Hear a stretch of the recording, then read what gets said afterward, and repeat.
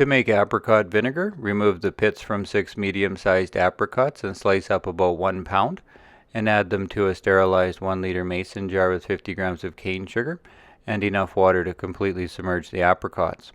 When we make apricot vinegar, we ferment the sugar in the apricots and add extra cane sugar to jumpstart the process, which produces alcohol and carbon dioxide, so leave a little room at the top for the gas to escape.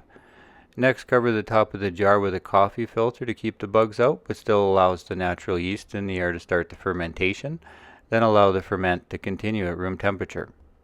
You need to stir the mixture every day to inhibit unwanted mold growth on the surface, and after a day or two you should see a noticeable effervescence as you stir, which will continue for at least a week.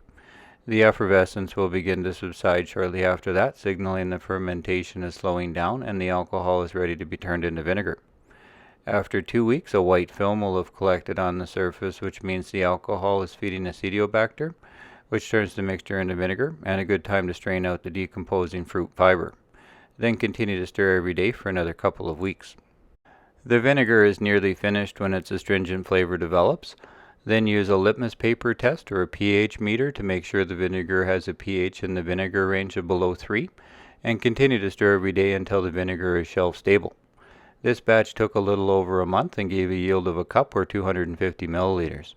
Stored in an airtight container in a cool, dark place, apricot vinegar will last a very long time because it is difficult for most harmful pathogens to grow in strong acidic conditions.